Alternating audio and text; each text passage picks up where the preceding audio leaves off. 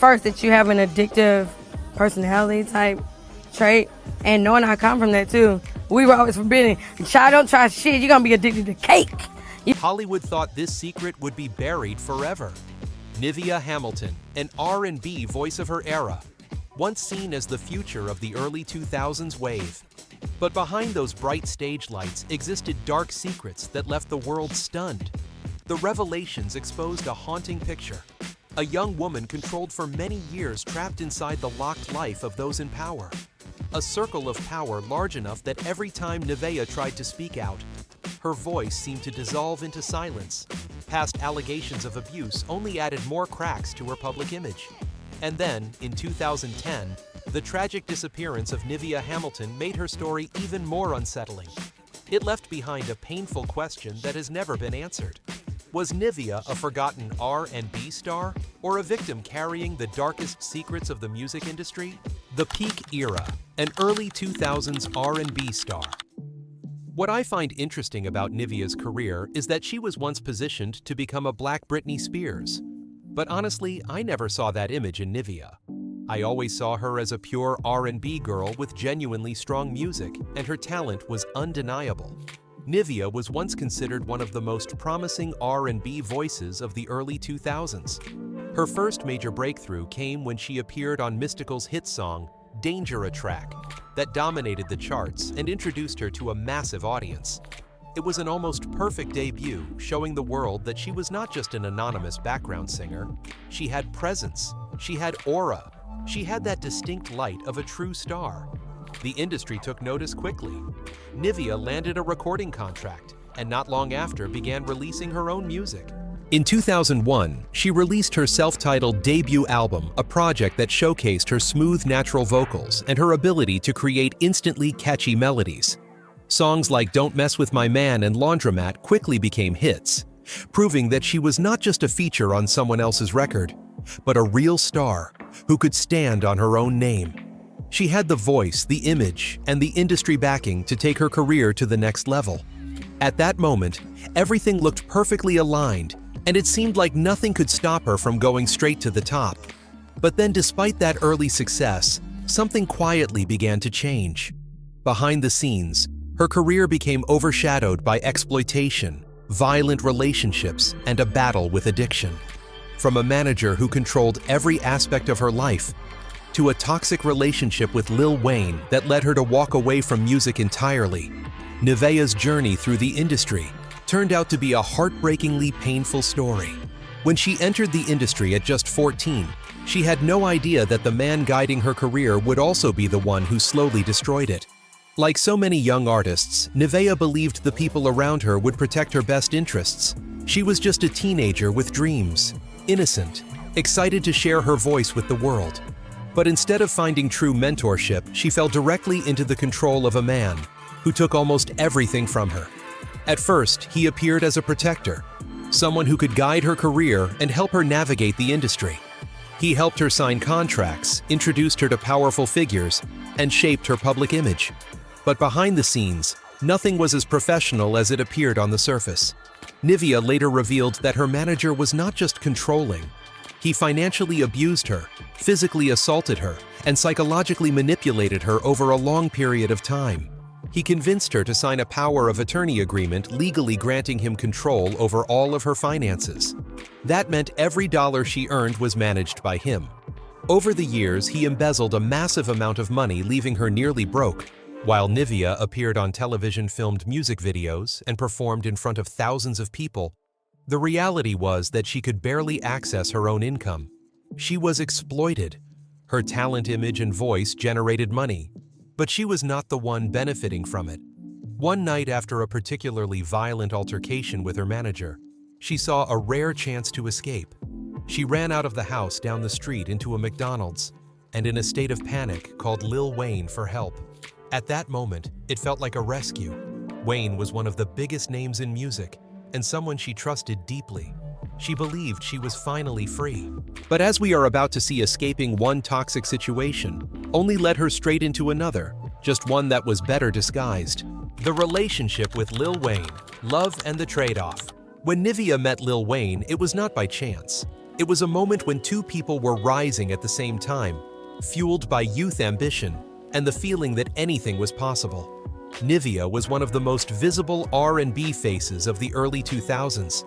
Wayne, on the other side, was stepping out of the shadow of being a teen rapper and becoming a real force in hip-hop.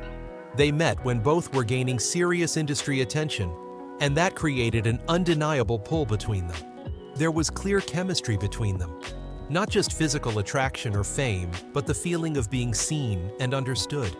Wayne was drawn to Nivea's personality, an R&B woman who did not fit neatly into a mold, a little rebellious with her own voice, and not fully obedient to the standards the industry often imposes on female artists. For Nivea, Wayne was not just a famous rapper. He appeared as an emotional anchor during a time when she was worn down by control exploitation and abuse from her previous manager. In that context, Wayne's promise carried heavy weight. He told her she did not need the industry anymore, that she did not have to keep being exploited or fighting within a system that had already hurt her so deeply. He said he would take care of her. He would protect her. For someone who had just escaped an industry hell, those words sounded like heaven. They were not just a lover's promise, but a promise of safety rest and a life no longer controlled by strings. Nivea believed him, not because she was naive, but because she was exhausted. After years of being controlled and stripped of her right to make decisions about her own life, the idea of walking away and being taken care of by the person she loved was incredibly tempting. And so she made a decision that shocked the entire industry. Nivea wrote a letter to her label. She officially announced her withdrawal from her music career. No scandal, no noise, no strategy, only one reason: love. To outsiders, it was an incomprehensible choice. How could an artist on the verge of becoming a legend willingly step off the stage? But for Nivea at that time, she did not feel like she was losing anything. She believed she was choosing happiness. She believed love was powerful enough to replace fame, and that peace was worth more than any hit record. What she did not yet realize was that in this industry, women are rarely allowed to rest without paying a very high price. And choosing to rely completely on someone else's promises can sometimes be the most dangerous trade of all. The gamble that cost everything. The untold truths. What Nivea did not know was that while she was placing all her trust in love, the man beside her was quietly drawing up other plans that had no place for her in them. Not long after convincing her to walk away from music and move in with him, Lil Wayne carried out one of the greatest betrayals of her life. Wayne told Nivea that he wanted her to temporarily move out of the house they were living in together. He reassured her that it was only a short-term situation, that they just needed a change of space for a while to feel more comfortable, and that he would always take care of her no matter what happened. Everything was said in a calm, casual tone, enough to keep someone in love from asking questions. But not long after leaving, Nivea began to realize the truth. She realized that this temporary move was not random at all. Wayne asked her to leave so that his ex-wife, Toya Johnson, could move back into that very house. He said he had never really lived in an apartment before, so maybe we should try renting one. And so they moved out. What Nivea did not know was that this decision was not about trying something new, but about making room for someone else to return. The moment the truth surfaced, Nivea was completely devastated. The man who had promised her safety, the man who told her she no longer needed the industry because she had him, was now willing to set her aside when she no longer fit into his plans. There was no loud argument, no long explanation, just a quiet replacement that was cruel enough. And the most painful part was that she did not just lose Wayne, she lost her career as well. Nivea had walked away from the music industry for a man who was willing to turn his back on her whenever he wanted. Once she stepped out of the spotlight, the door behind her closed very quickly. No contracts, no projects, no position waiting for her return. As if that betrayal were not deep enough, things became even more complicated in a way no one wanted. While Nivea was still trying to understand what had just happened to her life, she discovered another truth. She was pregnant with Wayne's child. For any woman, that would already be major news. But for Nivea, it was only the beginning of a double blow. The real shock came when she learned that another woman was also pregnant with Wayne's child. That woman was actress Lauren London. Neither of them knew about the other's existence until it was too late to turn back. For Nivea, it was a brutal moment. She had sacrificed too much from her career to her personal identity, believing she was building a shared future. And then, in a very short span of time, she was forced to face one of the most painful and humiliating experiences of her life. Not because love ended, but because she realized she had never truly been chosen in the first place. What stands out is that a situation that could easily have turned into an ugly battle did not go that way. Instead of turning against each other, Nivea and Lauren London found empathy in one another. They realized they were standing in the same position. Both had been deceived. Both were hurt. And both were now mothers to children born from the same complicated story. Their friendship became a rare bright spot in an otherwise painful situation. No noise, no smearing, no attacks. Just two women choosing to lean on each other to survive a chapter no one was prepared for. But for Nivea, the damage went too deep. Wayne's actions did not just break her trust in one person. They shattered the entire structure of the life she believed she was building. Now all she could do was gather the pieces, trying to assemble an answer to a very simple but painful question. Where do I go from here? Losing Wayne was painful. Losing her career was even more painful. But losing herself in the process was the worst of all. Nivea fell into severe depression. She no longer had music to return to, no financial stability, and no clear direction. She had traded everything for love, only to realize that what remained was a vast, endless emptiness. Years lost in addiction. As Nivea entered her early 30s, her life was no longer measured by release schedules or tour calendars. It was measured by whether each day passed in one piece. From one of the most promising R&B voices of the early 2000s, she gradually became someone simply trying to survive day by day, nothing more. The years before had left too many scars: betrayal in love, the collapse of her career, long-lasting wounds from a very young age that never had a chance to heal. All of it piled up quietly, eroding her from the inside. And then, like so many people who have reached exhaustion, Nivea turned to substances. Not to have fun, not to party, simply to numb the feeling. In a podcast many years later, when she was calm enough to look back, she admitted that she had been addicted to cocaine. No detours, no avoidance. She said plainly that it was a dark period and that she had overcome it. But the way she told it did not feel like a shocking confession. It sounded more like a survivor describing an illness they never want to experience again. What surprised many people was that Nivea was not someone who tried everything. She did not smoke marijuana until 2010, after she had stopped breastfeeding. She did not use ecstasy. She did not use pills.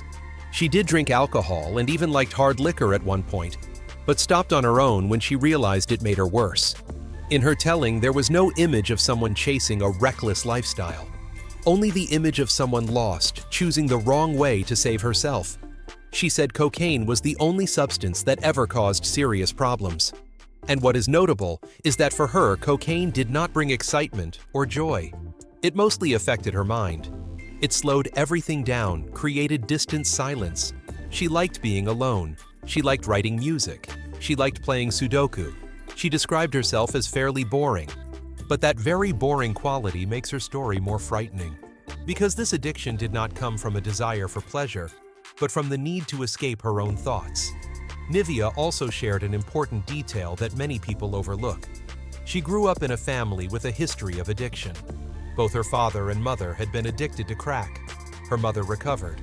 Her father struggled for many years and only recently went to rehab. She said that throughout 30 years of her life, she had watched it happen in front of her.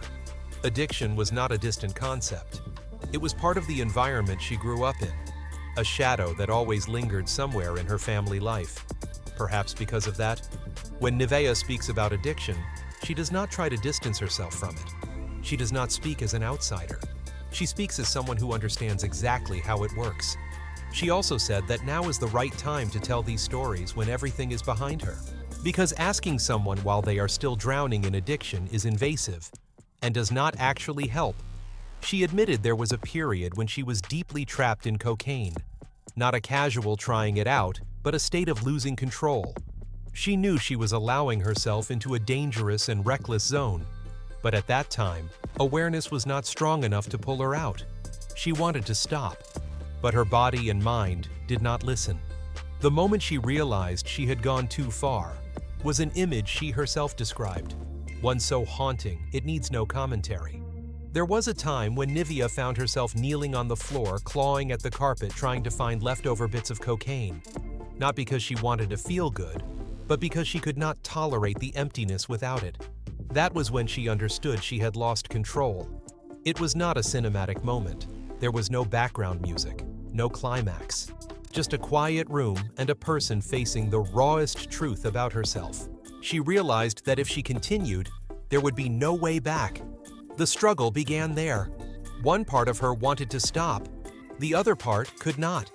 Too much unresolved pain. Too much trauma stacked from childhood, from her career, from relationships. Cocaine was not the cause, it was the symptom. And to stop, she had to face everything she had been avoiding. What pulled Nivea back was not the industry, not music, and not fame. It was her children. She admitted there were moments when she thought about letting someone else raise them, believing they would have a better life that way. But that very thought snapped her awake. She said she could not live without her children. She could not breathe without them. They were not just responsibility. They were the air she needed to exist. That moment was not loud, but it was powerful enough to change everything.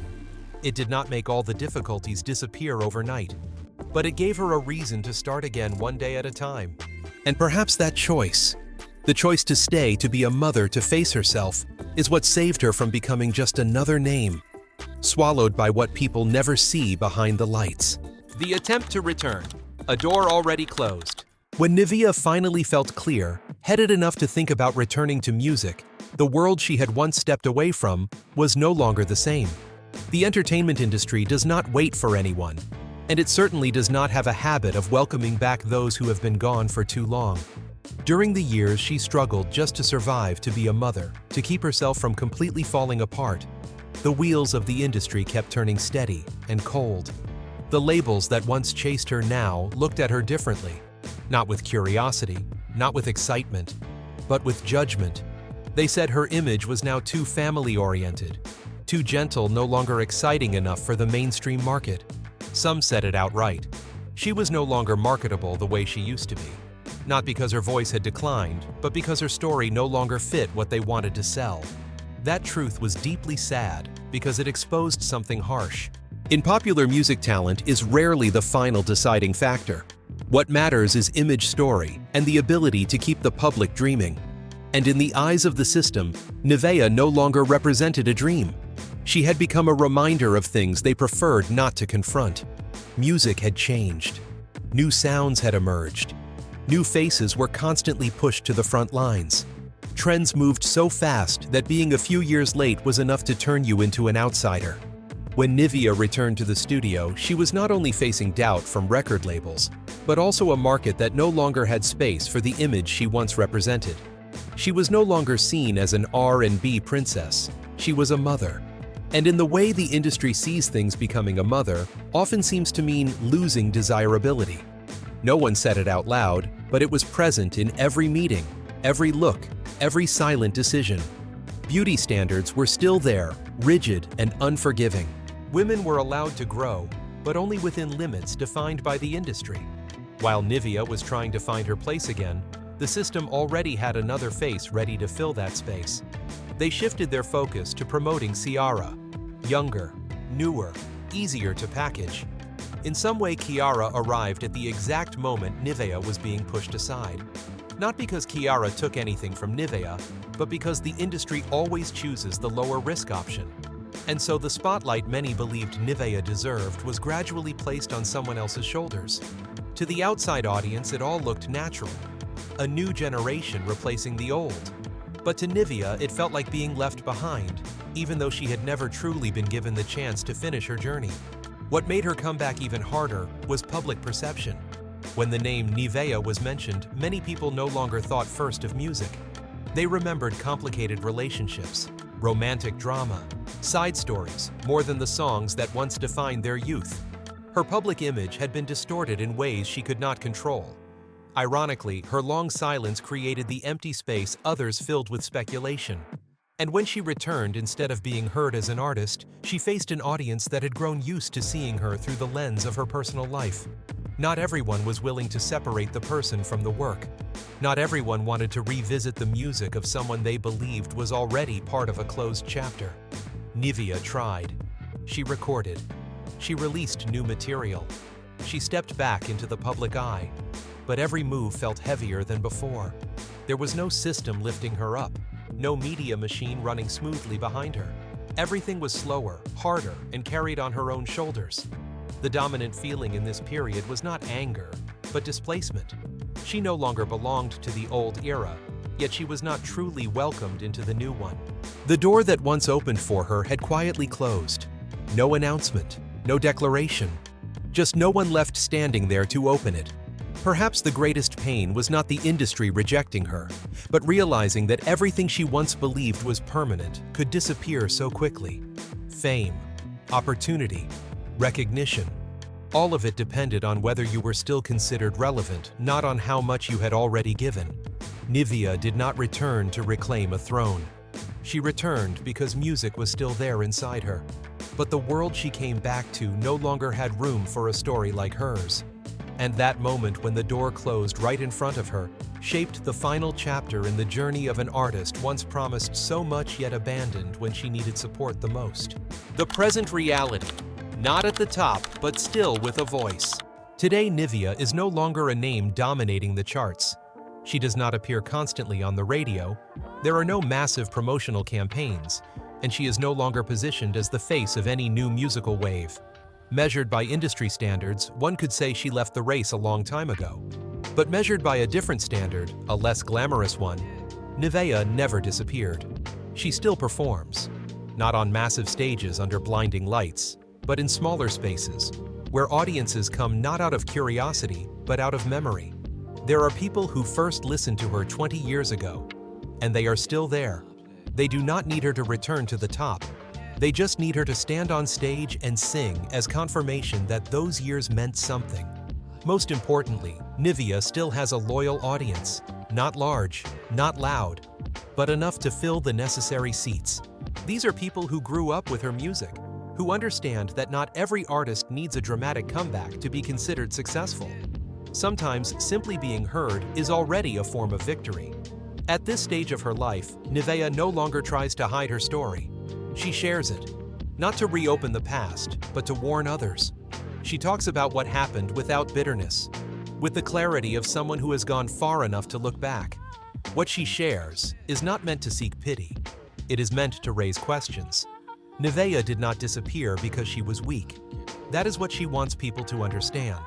She disappeared because she was exploited at a very young age, before she had the ability to protect herself. She disappeared because she was betrayed not only in love, but in the professional promises once made to her. And she disappeared because she was swallowed by a system that runs so smoothly, it does not need to care who gets left behind. There is a hard truth in the entertainment industry. When an artist disappears, the reasons are often reduced to something simple. They were not strong enough, not disciplined enough, could not handle the pressure. But Nivea's story shows how much more complex it really is. Pressure does not come only from the work. It comes from imbalanced power, from having control taken away before you are even fully grown, from being forced to make life-changing decisions without ever being given enough information to understand the consequences. Today, Nivea no longer tries to correct how others see her. She does not argue with the labels placed on her name for years. She chooses to exist alongside them. She lets her music and her story speak for themselves. It is not an easy choice, but perhaps it is the only one that allows her to keep the most intact part of who she is. Her reality is not perfect, not glamorous, not measured in streaming numbers or rankings. But it holds something many people lose on the way up: her own voice. A voice not adjusted by marketing, not forced to fit a mold, and no longer afraid to say what was once hidden. Looking back on Nivea's journey, the question is no longer why she did not become a bigger star. The real question is what she had to give up just to still be here today. And from there, another question, quietly but persistently emerges. How many other artists disappeared the same way she did? How many names were once promised? Everything once celebrated. then replaced when they no longer fit the story. The system wanted to tell. How many people left in silence carrying wounds the public never heard about? And how many stories are still buried simply because no one was willing to stop long enough to ask what really happened? Nivea may no longer stand at the top, but she is still standing. And in an industry where so many are swept away without leaving a trace, simply still being here, still able to speak your truth, can sometimes be a rare kind of victory. We encourage viewers to approach the content with an open mind, critical thinking, and to always cross-reference with multiple sources in order to form their own perspective. That's the reality of the game. Fame always comes with a price. If you vibe with the content and want the real uncut stories, go ahead and smash that like button and subscribe to the Black Vault.